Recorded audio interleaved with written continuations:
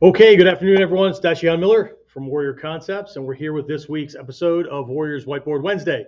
Okay, this is kind of a part two to what I did last week, right? Where we were talking about controlling perceptions, right? So this just goes into it a little bit more deeply, right? This week we're going to focus on what I call developing warrior eyes, right? I've got this whole course called Bushinome. Give you a little gist about that a little bit later. But what we're going to be taking a look at is controlling the assailant, controlling the opponent with your eyes and your eye movement. Okay, so here's where the problem comes in, right? Do you need to know this stuff? I don't know. I think it's important, which is why I bothered to study it. So kind of a biased opinion, right? But uncontrolled eye movement can signal to him, right? Things that can give him a greater advantage. And here's the thing, right? We're learning a martial science, right? Do you need to learn this stuff? No, you could fight just like everybody else, right? Most human beings fight like they're two steps outside the cave entrance anyway, right? And it serves them well. Just get into that slugfest and, the stronger guy wins, right? So do you need it? No. Why do we bother to learn martial science? Well, it gives us an advantage, right? Anybody can win, right? Or stands the greatest chance of winning if you've got the bigger army, if you got the biggest or best gear or whatever, right? But what if you don't? Okay. In these videos that I post, right? Shorts and whatnot, right? People jump in and feel the need to comment in how many different ways, right? For everything from the best defense is to run, okay? But what if you can't, right? Just kick him in the groin. What if you can't, right? I'll just draw. That just seems more. Somebody posted that just seems more difficult than me just like drawing my gun. Okay? But what if you can't get at it, right? What if you don't have it on you, right? And there are lots of context in this world where you might not have it on you when that thing started. So again, right? We're studying from the perspective of how do we neutralize an advantage that this person has, and that's really where I want to go with this. Okay, but let's go back to that. The problem with giving him an advantage, right? So here's three ways that your uncontrolled eye movement or your eye movement in general can you know accidentally, right? Give things away, right?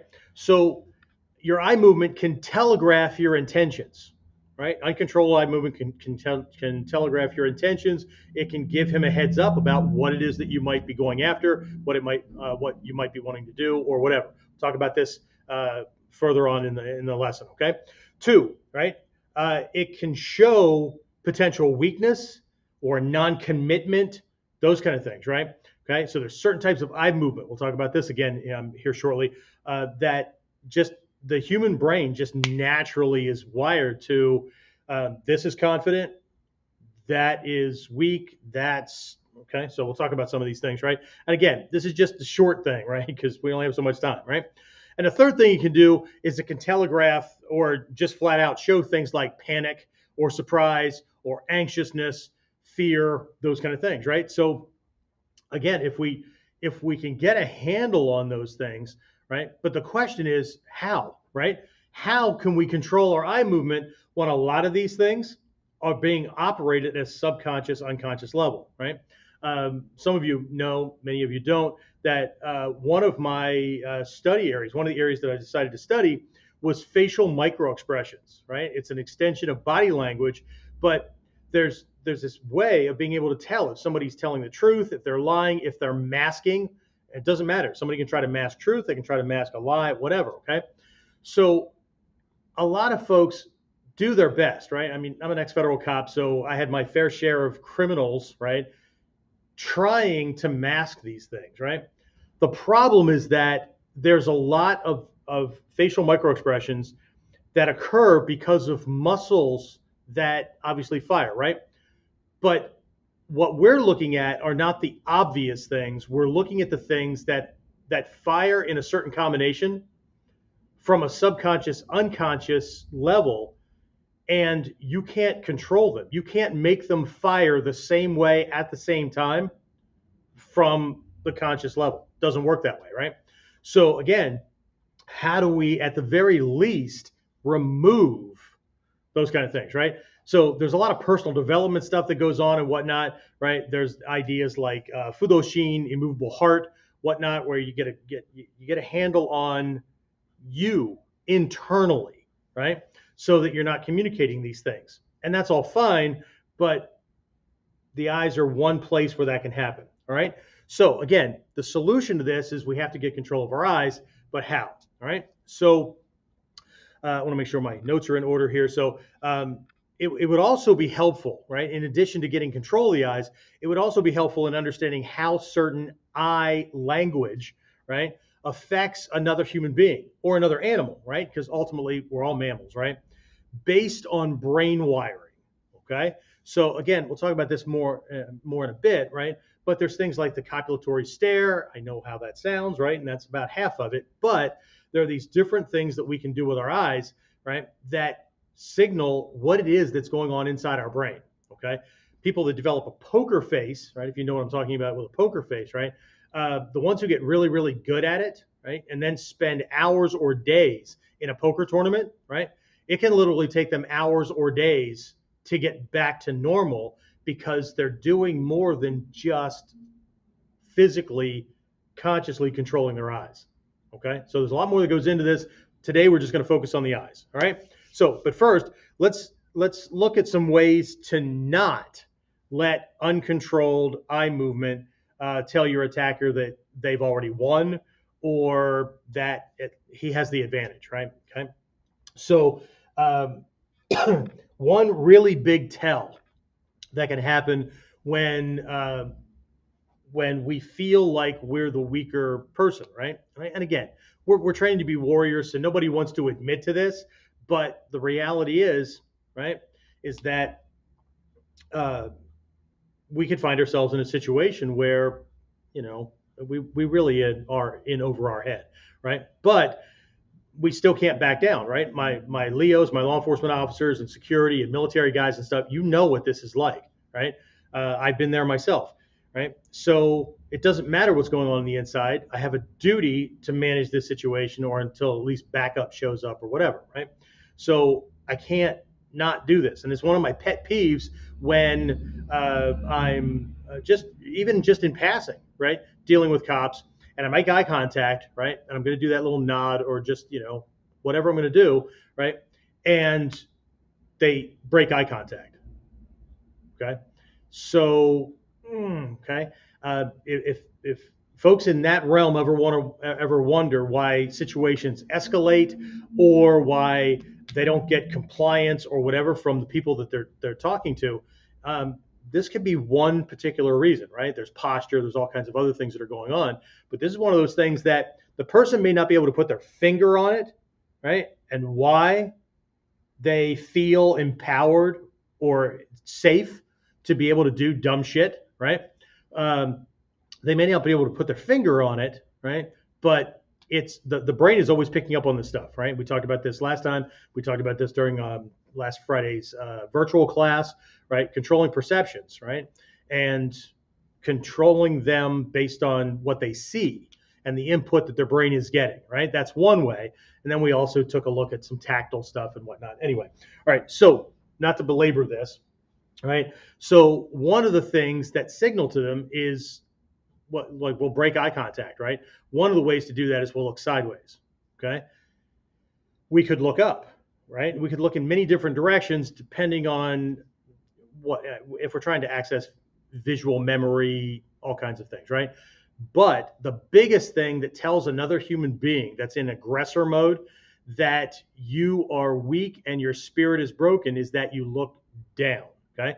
Now, that's not always true, so don't be looking at people and have them every time somebody looks down, you just assume, right? They're just a weak individual, right? One of the reasons that somebody could look down during a conversation is they're accessing tactile memory, right? They're accessing a feeling or an experience that they had in the past, so their eyes unconsciously look at the body. Just like if we're accessing audio memory, right? Like we're trying to remember something we heard, right? We might look to one or the other ear, okay? Just those kind of things, right? But looking down is a subservient signal, okay? Especially if it goes along with meek kind of body movement where the shoulders are rolled in, the chest is sunken, those kind of things, right? So we need to be careful with how we're communicating these things, right? So let's do this. We're actually going to look at the opposite, right? We're going to take a look at 3 examples of how a couple of the lineages within Bujinkan Niijutsu address this problem, okay? So one goes into it a little bit more deeply. The other one's more general. We're going to look at 2 of the schools, the Gyoko school and the Koto school, and we're going to look at this idea of metsuki, right? Bushi no mei just means Bushi, warrior, knows a connector, right? Or it could mean of, from, whatever. And mei, this is not me, it's mei, okay? Mei. Mei is another way to say I, right? Gan is one, like Seigan, right? Mei is another one, okay? So metsuki, right? Metsuki, metsuki, okay? It could mean to stare, but what you're really pointing at, right, is your eyes, right, or piercing, or thrusting, or trained on something. They're pointing at something, right? So where do you look? That's the idea, right? So metsuki is in one of the 10 aspects of kamae that my students have to learn. And so what is it in each, what are we doing in each one, right? So it could be lineage specific, and so it's a global thing, like in the Koto school, or it could be based on your assessment of your place in this relationship that's going on, okay? All right, so let's just get rid of a bunch of this stuff here, right? So we'll look at 3 different ways to do metsuki from 2 of the schools, okay? Just start there, right? So this is generally applied medicine. What I mean by that is it's like aspirin, okay, or ibuprofen or something like that, right? I've got a pain. Could be a toothache, headache, bruise, whatever, and I'm going to take this thing that's a general catch-all kind of thing. This can go way, way deeper, okay? So anyway, 3 places to point your eyes, right? So in the Gyoko school, right, there's 2, okay? Okay, there's 2. We'll do these here, but I'm going to jump down here to the Koto school first because there's just 1, okay? All right. So in this one, what we're doing is we're pointing our eyes. We're staring at the whites of his eyes, okay? White eyes. whites of his eyes, all right? So, okay, so we're looking at the whites of the eyes, right? So what is it that we're doing, okay? What we're doing is we're avoiding looking right into the pupil, which is what our brains are geared for when we're connected with somebody, right? We're eye to eye, nose to nose, right? We're looking right in, so we're connected right here, right? Good, okay? So there's 2 points to this, right? Two things that are going on, right? One, it's defensive. If I point my eyes, if I look at the whites of his eyes, okay, then I am protecting myself from an aggressive stare, him trying to stare me down, intimidate me, that kind of thing, right?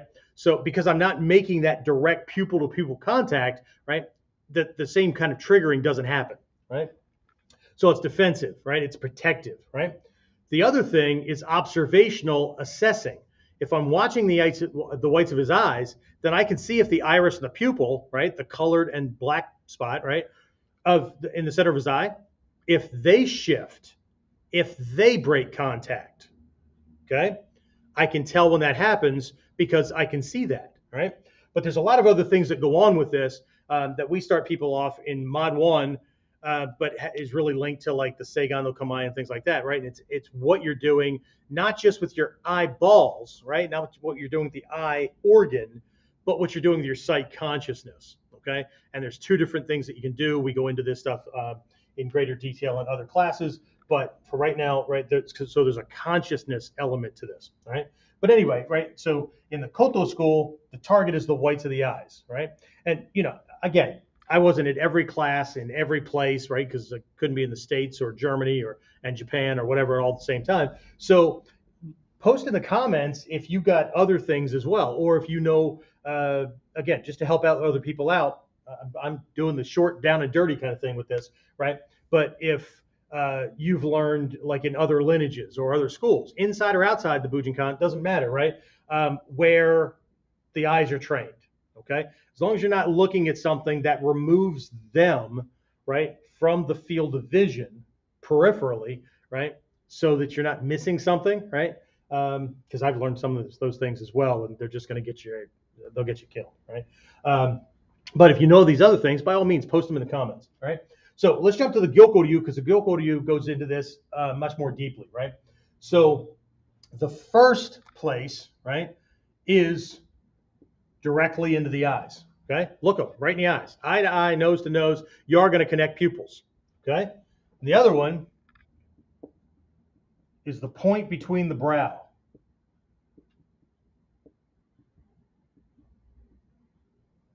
Okay, right here.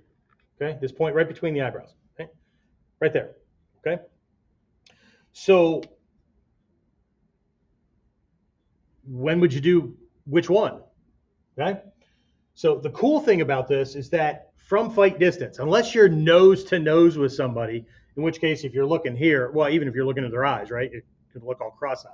Okay, but at fight distance, right, out here, they can't tell which one you're doing. That's the cool part, right? We'll talk about this in a minute. That's the cool part. They can't tell, all right? But here's the thing. The lessons have already taken into account, because again, we're talking about learning from people, past masters and whatnot, and that's generally where our brain stops, right? Past masters, the traditional masters, right? But we're talking about people that were in a line, right, of a string of people studying warfare, all aspects of warfare for 1,000, 2,000, 3,000 years.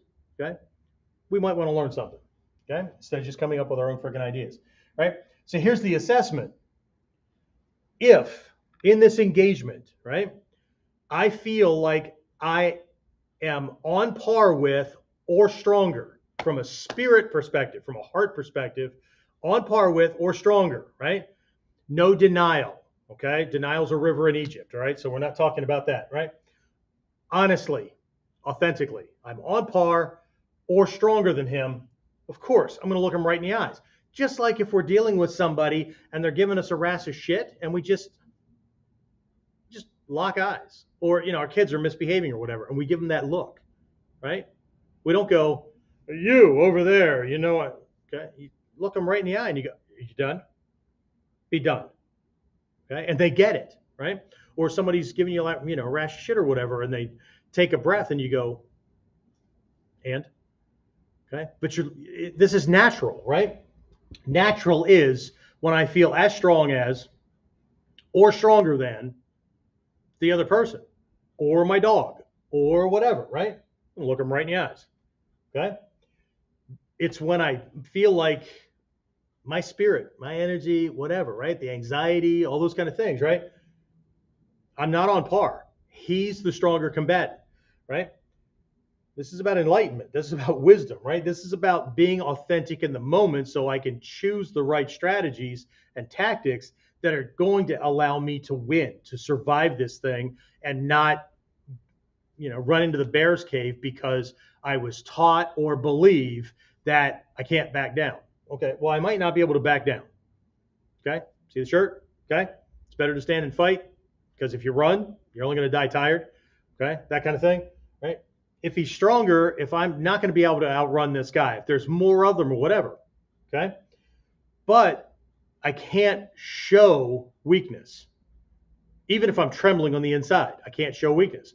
One of those tells is the eyes, right? So we want to control the eyes so that unconscious eye movement doesn't tell, right? Doesn't give us away.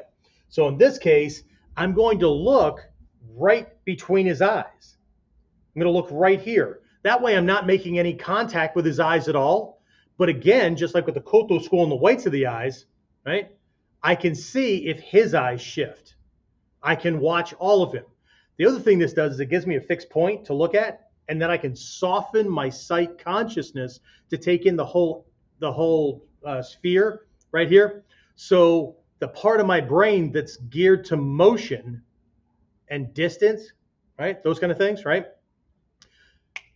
will trigger faster. It's actually 250 times faster than if I stare at something like I'm trying to read the words on the t-shirt or whatever, right? Okay. That part of the brain requires a whole lot of extra processing to make that happen. It's still really fast, right? But 2 milliseconds as compared to 500 milliseconds, right?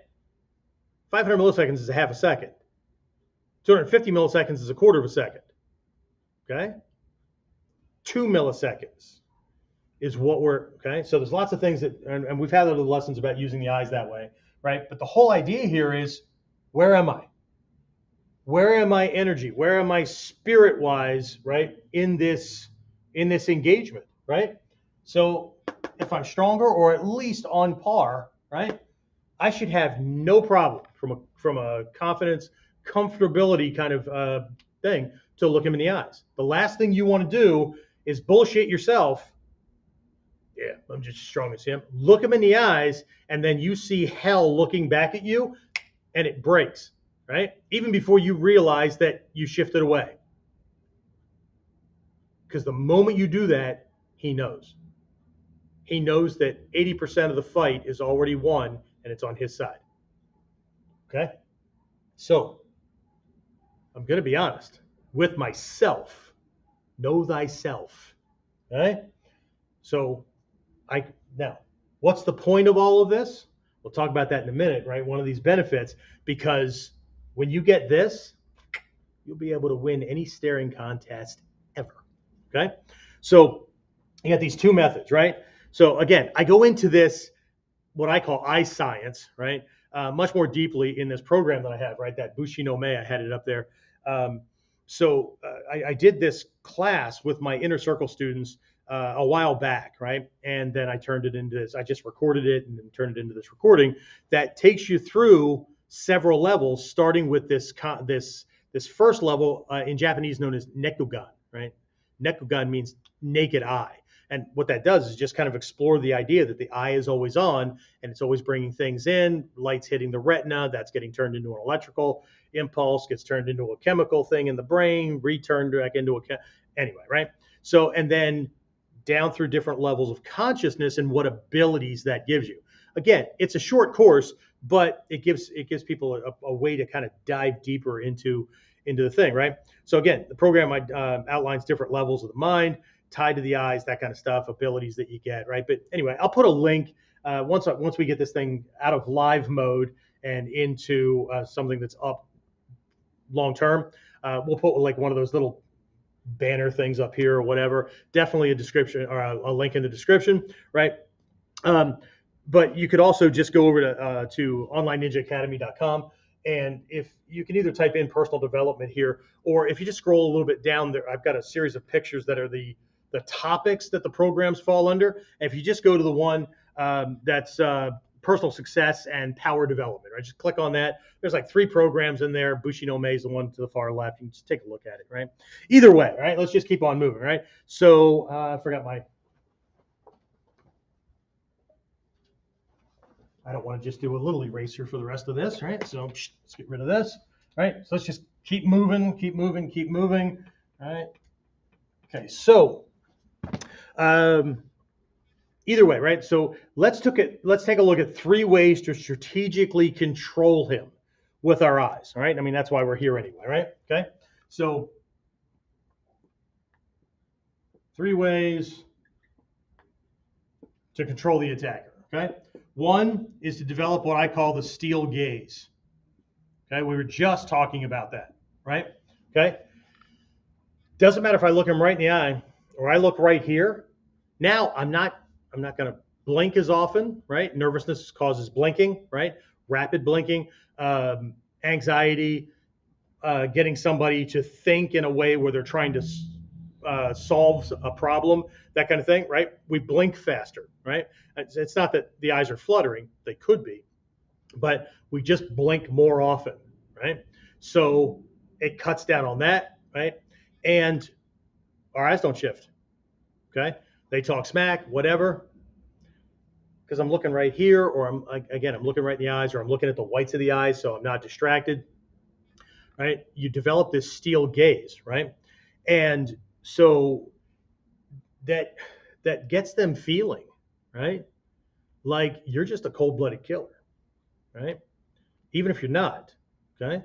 That this person isn't shaking you. You're waiting for them. Please, please. Okay? And this is a big aspect of our kami, but this helps, right? Like in the Gyoko to use Ichimonji no kami or some of these other kami that we have, right? The feeling is, right? If you cross this line, if you touch me, I will kill you. Okay? But the problem is I keep seeing people doing kami or doing techniques or whatever as though they're just playing, right? At some kind of martial-like game, as opposed to bringing all of themselves forward, right? Not just the physical aspect, but their heads in the game, their hearts in the game, that kind of thing, right? After all, what are we doing, right? There's an aspect where we're learning the technique, but after that, when you're practicing, if you're only practicing the physical moves, well, great. But what happens when somebody startles you or comes at you with full blind rage and you shit yourself, right? And then your left brain takes a vacation and you can't remember the technique. Okay? When we practice, when we learn, we learn. When we practice, we're practicing at whatever speed we're practicing at, right?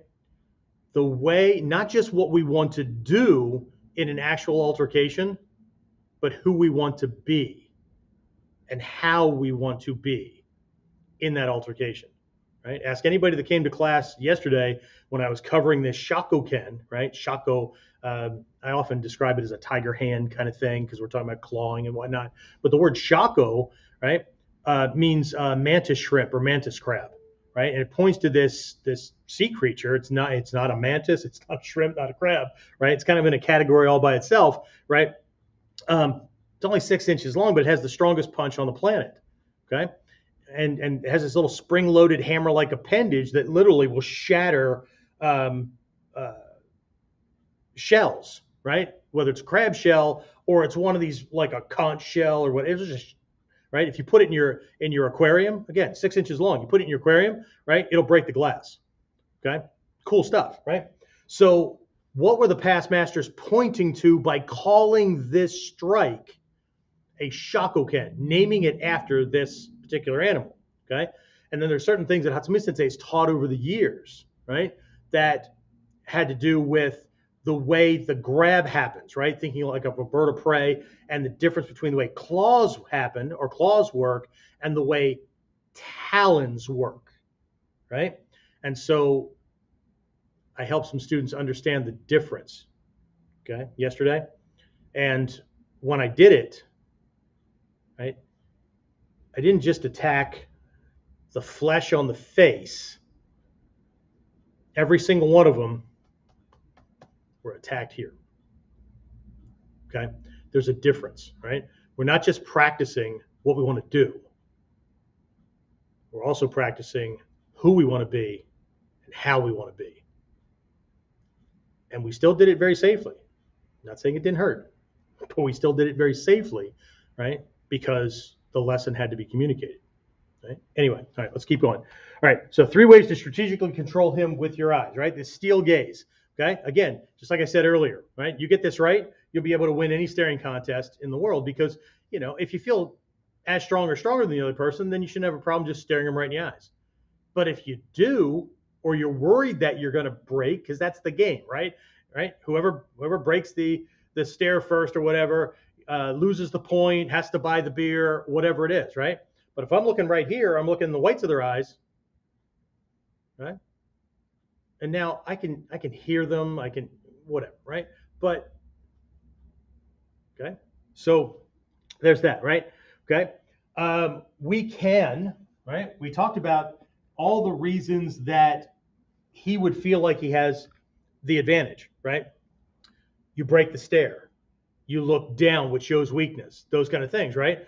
But from a Kyojutsu Tenkan, right? From a strategic tactical standpoint, right? Especially if he's emboldened, right? Or more to the point, he's more professional. And I don't mean nice. I mean cold, calculated, good at what he does, right? He's professional and he's not going to waste shots against somebody who has equal or better skill level. So what I may have to do is feign weakness to shift him so that he'll engage. Otherwise, this is going to last way too long. Okay, and the longer it lasts, the greater the chance that something can go wrong. Okay, so number two is we can look down, right, or we can break the stare on purpose. Okay, but remember, there's a difference between looking at something and seeing it, and pointing your eyes somewhere else, but having your sight consciousness, right, having the eyeball, the organ, point in one direction, but having your sight consciousness paying attention to something else, right?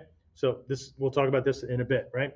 Okay. So, so what we're doing here is we're creating the perception of an opening, right? Okay. I'll go into this a little bit more as we go here. Okay. So, anyway, let's just do it now. Okay. So here's two ways to do this, right? One is to break the rule, right? To look weak. Okay. If we look weak, we're going to ramp up his confidence, which typically gets his energy to drop because he doesn't feel like he has to do as much. So we're controlling him from a subconscious level as far as his belief goes about what he needs to do, right? This is all part of an art or an area of study that Hatsumi Sensei is called Shinen Jutsu. Just a short version of Shinen Jutsu is just mind control, right? Shinen means truth or truthfulness, but not from the universal perspective, right? So we're not talking about the Dharma or whole or whatever, right? What we're talking about is what someone believes to be true. Okay? If you can control what somebody believes to be true, you can control that person. All right. So anyway, right? So we can ramp up their confidence, right, and get him to attack what he perceives to be a weaker target, okay, a victim, okay. So he's going to be more careless, right? Okay. The second thing that we could do here is we could get him to think that you don't know what you're doing, right? So we can break his concern about our ability, right? Again, this ties in with last week's lesson, right? So skill. Here's a story about this, right? I'm not going to name names, but I had a teacher who, when they were living and training in Japan, they were in the dojo, and they were an assistant. I think Manaka Sensei was teaching, and this guy came in that as soon as a visitor comes into the dojo, right? My teacher at the time, as the assistant, ran to see what was going on while the teacher ran the class, right? And here's this guy in dogi hakama, right? It's got a bag, right? And my teacher recognized him as this really high-ranking kendo guy, right? Shinai, sword, that kind of stuff, right? And so this guy comes in and requests a lesson. Okay, if you know what that means in Japanese, it means that he's challenging the school, right? And whoever wins gets the school or whatever, right? So he runs to tell the teacher that, tells Manaka Sensei this thing, this guy's here and whatnot. But Manaka Sensei kind of peeks out and he goes, "Oh, okay, just run the class." And he's like, but, and Manaka Sensei just keeps dismissing it, right? Just run the class. I'll take care of it. Okay. Well, now he's getting worried because here's this guy who's like, right, this big top guy, right? So Manaka Sensei goes out and they exchange some words and he nods and, well, this guy, requests a lesson. So Manaka Sensei reaches over this weapons area, right, and grabs a shinai and comes back and, my teacher's running this class, but he keeps kind of peeking out and he sees Manaka Sensei doing this, looking like he doesn't know how to hold it, right? Not sure about how to stand. He's got this thing down here. And meanwhile, this guy's pulled his shinai out. He's taken up this Daijodan no Kamai, right? And he's just looking like, this is, right? And so Manaka Sensei's like, and my teacher's peeking out going, "Oh my God." he's terrified, right? We're about to lose the school, right? As Manaka Sensei, and he goes, like to acknowledge that he's ready, right? And this guy goes, yeah, and his shinai got stuck in the ceiling. And Manaka Sensei went, doink. Okay. This guy pulls his shinai out of the ceiling, nods, puts it away, bows, and leaves. Manaka Sensei comes back and just starts doing class like nothing ever happened, right? Huge lesson, right? Because here's this smug guy, right, who forgot that he was in a small room and not in a tournament area, who took up Daijodan.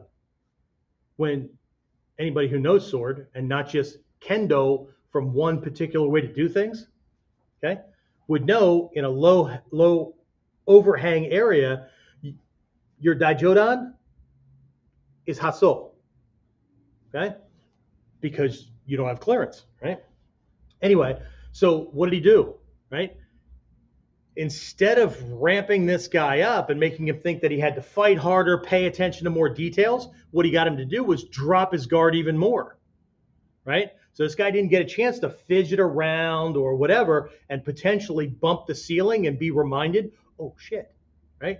Okay. What Manaka Sensei did was make this guy relax his guard, relax his kamae, everything, because Manaka Sensei looked like he didn't know what the hell he was doing. Okay? So the third thing here with this averting your gaze, right? Breaking contact, okay? Which will come down here, right? Right? And this goes along with it, right? Is to look away, right? To look like you're looking at something else, okay? To you're going to break the eye line, but you're looking at something else, okay? So you're not just like avoiding. You put your attention or you put your eyeballs on something, right? So you target something else.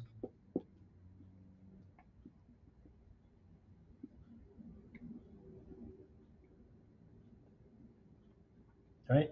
You don't look at him, you look at something else. Okay? So this there's kind of a gray area in between here, right? Part of this also is it's important when dealing with multiple attackers. Okay? So these will kind of go together right here. But with this one with breaking, right? If I have multiple attackers coming at me, okay, what I want to do is not be in a position where they can both go at the same time. Right? This is not a Chuck Norris film where they're going to be gracious enough to only go one or two at a time when I'm surrounded by 8, and only 1 or 2 at a time are going to come at me, and the other ones are just going to wait patiently to see if their friends got their asses kicked or if they won, right? All 8 of these guys can come in at the same time, right? So let's just say I'm dealing with 2 and I'm moving. What I'm going to start doing is I'm going to start drifting like farther away from one but closer to the other. But what I'm going to do is I'm going to keep my eyeballs pointing at that one or at this one, right? Typically, I'm going to keep my eyes on the one that's closer to me this way, but my sight consciousness is going to be picking up on both of them because I want to know if this guy comes rushing in, okay? But I'm going to look at one, right? Because what normally happens is when you look at one, right, they now have to get more calculated as to when they're going to go from what direction and all that kind of stuff, right? The one you're not looking at thinks you're not paying attention to them, and they tend to move more freely. So, right, I'm going to stay out of range, but as we start to get closer and closer, at the moment I want this guy to attack, I'm going to point my eyes at his friend, but my sight consciousness stays on him. Because as soon as I look away, remember, he's almost in range. At the moment I look away, what's he going to do? He's going to take the shot. He thinks he's getting it in when at a moment I'm not paying attention, but just because I moved my eyeballs doesn't mean I moved my sight consciousness. So I will see the shot coming and then, right? So I'm controlling perceptions about not just who I'm looking at and what I'm looking at, right? But what I'm paying attention to. Okay? Important stuff, right? So anyway, right? So the third one, right, is using misdirection, right? This Kyojutsu Tenkan, right? To get him to look at, right, or to be concerned about something else, okay? Because again, I'm controlling perception, I'm controlling his beliefs, right? So got 3 of those. I'm not going to bother writing these things down and just give them to you, right? So the first one is I can look toward a target on his body, right? Or keep kind of glancing at it. And again, the less I can just kind of stare at it, and the more I can just kind of move my eyes like I'm looking to see where it is, and like I'm trying to figure out the best time to go after it, right? It's just like a magician, right? Now he believes that I'm going to go after something. So where's the defenses go? His defenses go there, right? And now I can go after something else, okay? Just like when I move into to do a ganseki, right? When we first learn ganseki, right, from Kumyuchi, we move in, we take the arm, that kind of thing, right?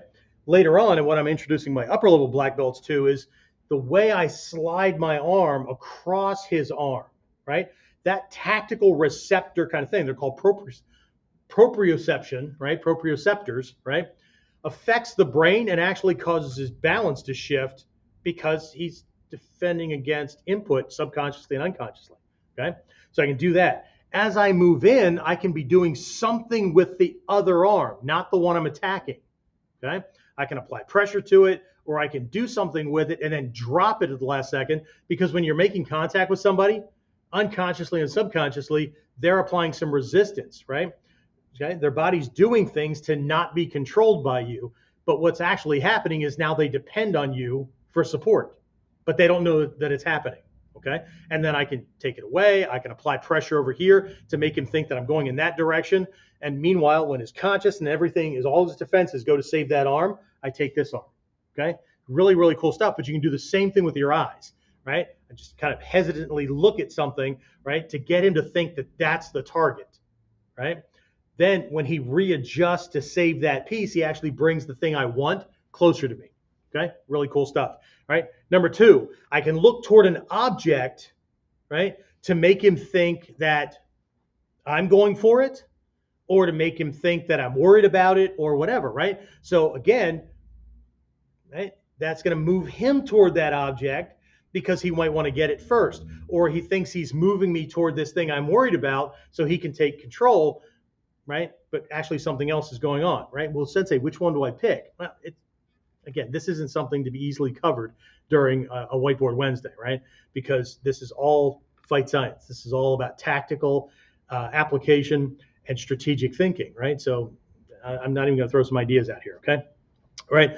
But again, so number 1 is I can hesitantly kind of look toward parts of his body to get him suspicious that's what I'm going to try to target, right? So he'll operate based on that, right?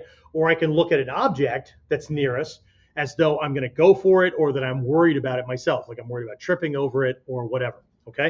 And the third thing is I can look off in the distance, right, with an eye of recognition, like it's you kind of thing, right? Or thank God, right? As if one of my friends are coming in, right?